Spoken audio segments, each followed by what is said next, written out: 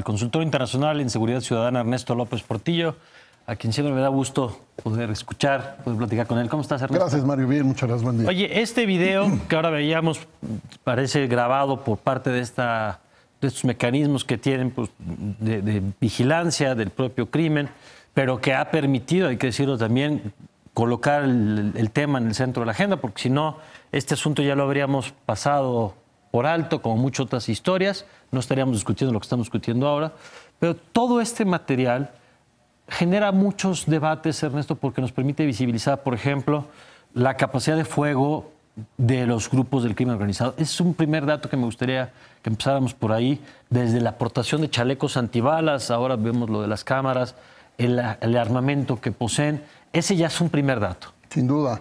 El reportaje es muy interesante y muy importante en varios aspectos. Uno en particular es las cámaras, el sistema de cámaras. ¿Quién pone cámaras para vigilar normalmente? El Estado. El Estado. Estaba revisando un texto de Paco Abundis, que publicó el 6 de este mes, hace unos días. Y una reciente encuesta revela que más mexicanos entrevistados creen que el poder del narcotráfico es mayor que el del presidente de la República. Yo no había leído una encuesta que dijera eso.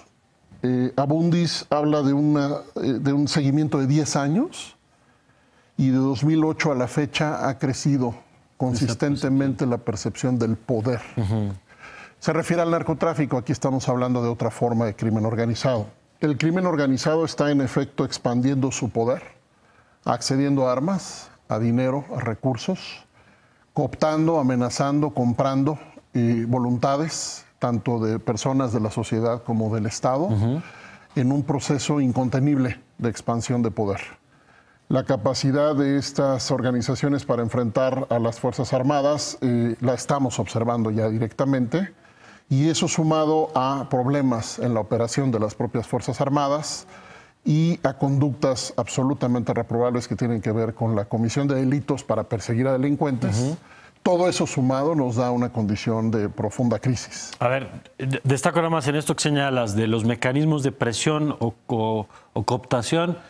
Yo creo que cualquier vecino al que le tocaron la puerta y le dijeron vamos a poner una cámara, pásele, señor, ¿no? Ya. O sea, ¿qué vecino es el que le va a decir que no en unas condiciones como estas donde claramente tienen este poder del que está haciendo referencia? Lo digo porque de pronto puede haber complicidades, por supuesto, y si son cómplices que se les castigue, pero también puede haber un estado donde ante la ausencia de la autoridad el ciudadano no tiene muchas otras opciones que terminar colaborando. Nos estamos quedando en medio de una brutal confrontación armada. Este reporte que diste al principio de esta señora que muere a manos, yo supongo, del crimen organizado también, es por estas bolsas de ausencia del Estado. En el país se multiplica la ausencia del Estado y esa ausencia se llena, el vacío se llena con el poder del crimen organizado. En este momento lo que observamos es un video que tiene distintas revelaciones. Primero, el poder del crimen organizado. Sí. Segundo, la falta de protocolos, de cumplimiento de protocolos. En ese sentido, uno de tus temas que has trabajado a lo largo de los años es este. Sí. Cómo se usa la fuerza, cómo se responde ante un escenario como estos. ¿Qué es lo que tú ves en el video que te parece que deberíamos rescatar? Más allá de, por supuesto, que condenamos la muerte de los soldados, condenamos la violencia contra las Fuerzas Armadas, pero eso no impide hacer una mirada crítica de decir dónde estamos parados hoy. Una mirada crítica y al mismo tiempo propositiva en términos de aquello que se tiene que mejorar. Los protocolos para uso de la fuerza son, primero que nada, para proteger a la persona que puede usar legalmente la fuerza. Claro.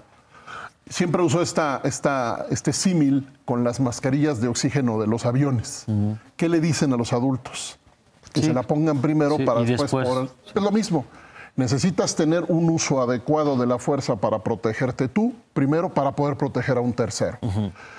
Es inconcebible lo que se ve en el video. ¿Y qué veo yo? Pues lo que vieron todos. El hombre que aparentemente es sometido no lo es, no es adecuadamente asegurado y entonces utiliza la fuerza letal en contra de un miembro de las Fuerzas Armadas, disparándole por la espalda. Pero lo que habíamos entendido en la primera imagen es que él había sido sometido. Sometido sin haber sido registrado, sin haberse asegurado que no tuviera un arma y, por supuesto, además colocado en posición suficiente de sometimiento inmediato en una condición de emergencia, de urgencia. Eso hubiera evitado la muerte de este miembro de las Fuerzas Armadas. Pero después de eso lo que vemos es la ejecución. Vemos la ejecución, que es una conducta que no está permitida ni siquiera en las condiciones de guerra. Como la tortura, la ejecución tampoco está permitida. Cuando supimos de la tortura hace un año a manos de las Fuerzas Armadas, de una donde mujer, participa una integrante de la Policía Federal, es correcto, integrante del Ejército también. Es correcto. En esa ocasión el general secretario le dijo a los militares en un evento público masivo, con 25,000 miembros de las fuerzas, les dijo: no se conviertan en criminales. Estamos para proteger. Ahora sí que el debate ha sido tremendo porque, primero, la Secretaría de Defensa Nacional no ha salido a decir lo mismo, ha salido a cuestionar la autenticidad y el manejo de los videos. Pero por otro lado, una muy importante cantidad de gente, Mario, lo que ha salido a decir es que esa persona se merecía ese trato. Y podemos entender la desesperación, que comparto la desesperación. Claro. Lo que no podemos entender y no vamos a compartir jamás es que asumamos que en efecto podemos tolerar el delito para perseguir el delito. Que un agente del Estado pueda cometer crímenes para someter a los criminales es el peor camino posible. Dije aquí y repito que el uso intensivo de las Fuerzas Armadas en tareas de seguridad podía provocar un desgaste aún mayor, incluyendo una escalada de violencia que ya la tenemos aquí. Nada más no olvidemos, Mario, que atrás de esto está el vacío del Estado. A ver, y en ese sentido, cuando decimos el vacío del Estado, parte de lo que se pone en la mesa es, bueno, ¿y qué hacemos? ¿Formamos policías? ¿No formamos policías? Le damos un marco legal, toda esta discusión de la Ley de Seguridad Interior. Vimos hace un momento al senador Escudero diciendo, si los diputados no le entran, nosotros tenemos que entrarle. Y tal cual lo que dice el senador, que lo vamos a tener aquí la próxima semana, es: para evitar estas situaciones tendríamos que tener una ley de seguridad interior que regule el papel de las Fuerzas Armadas. Pero de veras lo cree. ¿Es la salida esa? De veras él lo cree. Y a la gente hay que decirle las cosas con más claridad y profundidad. Una ley de seguridad interior no resuelve el vacío que hay municipio por municipio, estado por estado, en muchas regiones del país. Las recomendaciones internacionales basadas en las mejores experiencias de construcción de seguridad obligan a los gobiernos locales a ser los líderes en el proceso de construcción de comunidades seguras. No son los militares los que construyen comunidades seguras, no son los policías los que construyen comunidades seguras, son gobiernos a través de estrategias múltiples de recomposición del tejido social. Cuando las cosas se salen de control, entran los bomberos, los policías y en el último momento, si es necesario, los militares. El problema es que a nosotros se nos salieron las cosas de control hace mucho tiempo. Y el vacío del Estado quiere decir que la autoridad que debe ahí generar contención a los conflictos, que debe dar opciones laborales, educativas, etcétera, y gobernar, no está. En esta misma encuesta de Abundis hay otra cosa muy preocupante. Un porcentaje importante de la gente, más del 30%, dice que hace más obra pública el crimen organizado, el narcotráfico, que el Estado. Entonces, esto ya estamos hablando de otra cosa, porque es una transferencia de poder. Del rol. Estado formalmente, y del rol del Estado formalmente constituido hacia grupos criminales.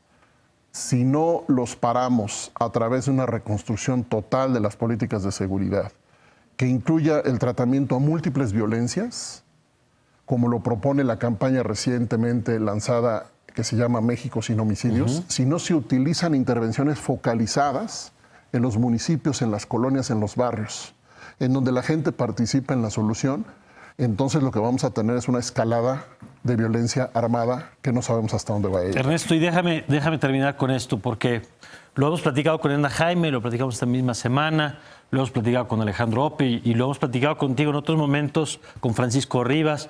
Está el gobierno mexicano, gobierno federal, los gobiernos estatales, respondiendo al tamaño del desafío que estamos viviendo hoy. A mí me llamó mucho la atención, y lo digo, que el presidente Peña Nieto ordenara una estrategia integral contra los huachicoleros y que se publicara en todos los periódicos como si fuera noticia, cuando estamos en el 5º año de gobierno y cuando esto es un tema que no empezó en este momento, sino que llevamos un rato. No, pero tú estás siendo muy generoso. El Sistema Nacional de Seguridad Pública cumplió 20 años y hoy tenemos más policías reprobados en control de confianza en activo en la calle que nunca. Entonces, no solamente no está a la altura la respuesta, sino que los compromisos que se adquieren, las reformas jurídicas que se aprueban, no se cristalizan en la práctica. Entonces, se hace más grande el pasivo de lo que habría que hacer. El Programa Nacional de Prevención del Delito, una muy buena idea del presidente Peña Nieto, que en este año no tiene fondos federales. Que alguien me explique cómo es posible argumentar que el programa destinado a atacar las causas profundas de la violencia no tiene fondos federales. Que alguien me explique que eso es razonable. No lo entendemos. Entonces, no, Mario, estás siendo muy generoso. No es un tema de hoy y no es de este presidente, es de los últimos 4 al menos. El crimen organizado enseñó los dientes hace más de 20 años. Empezamos en los 80 escribiendo informes en donde avisábamos que el crimen organizado estaba el narcotráfico particularmente estaba empezando a reacomodarse para rebasar el poder del crimen organizado colombiano. En los 80, Mario. Entonces, esta clase política ha coexistido con un animal que ahora nos está comiendo a todos y que, no, entre otras cosas, ya depredó una parte importante de las propias instituciones. Yo quisiera decir otras cosas, pero no puedo decir más que la gravedad de las cosas. El próximo presidente o la próxima presidenta de México no va a poder gobernar este país si no reconstruye absolutamente el liderazgo político en materia de seguridad. De acuerdo. Gracias, Ernesto. Buenos días. Gracias, Ernesto López Portillo.